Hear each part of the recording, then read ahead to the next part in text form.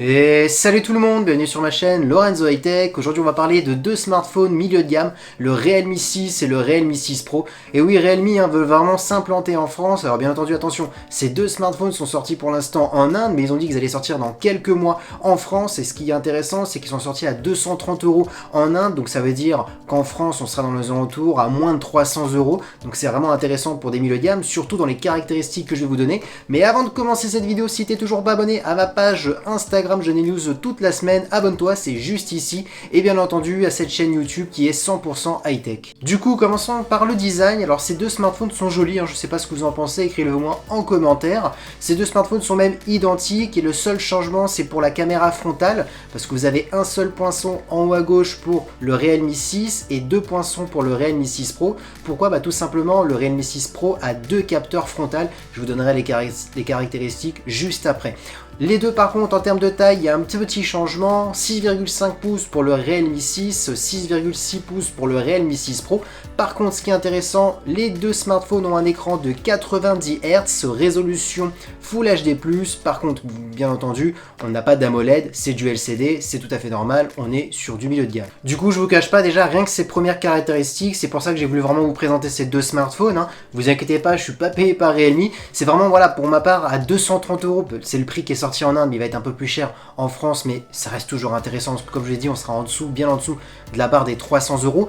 Avoir un écran de 90 Hz, c'est quand même pas mal, surtout un écran LCD de Full HD+, une bonne résolution. On a un beau design écran borderless pour les deux, donc c'est intéressant. Ensuite, comme je vous ai dit, vous avez deux différences, c'est le capteur frontal, il n'y en a qu'un seul sur le Realme 6, deux capteurs sur le Realme 6 Pro, un 16 millions de pixels pour le Realme 6 et un 16 et un 8 pour le Realme 6 Pro. Mais ce qui est intéressant dans ce 8 millions de pixels pour ce deuxième capteur, c'est un ultra grand angle. Donc du coup, ce qui est intéressant, si vous voulez faire une photo selfie en groupe avec plusieurs personnes derrière, là il faudra utiliser ce deuxième capteur, parce que du coup vous aurez un champ beaucoup plus large, et donc du coup vous pourrez prendre une photo avec plusieurs personnes avec vous. Ensuite on va s'intéresser au dos de ces deux smartphones. Et oui, le design c'est important aussi au niveau du dos du smartphone.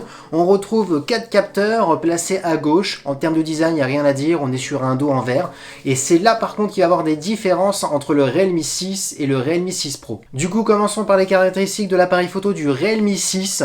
Alors on a un capteur principal de 64 millions de pixels, on a un ultra grand angle de 8 millions de pixels, on a un capteur de profondeur où là malheureusement je n'ai pas le nombre de mégapixels, ça n'a pas été dit par la marque, et ensuite on a un macro de 2 millions de pixels. Donc on voit qu'on a énormément de choix en termes de créativité pour des photos. Le macro pour faire des photos ultra près d'objets, donc ça c'est intéressant. L'ultra grand angle pour avoir un plan large, notamment pour faire des photos de paysages, et le capteur principal de 64 millions de pixels, c'est pour avoir énormément de détails, et surtout si vous voulez faire de la post-production pour zoomer dans l'image sans perte de qualité. Donc là c'est intéressant quand même, en plus on est sur la version classique. Concernant le Realme 6 Pro, on retrouve toujours un capteur principal de 64 millions de pixels, donc ce qui reste toujours énorme.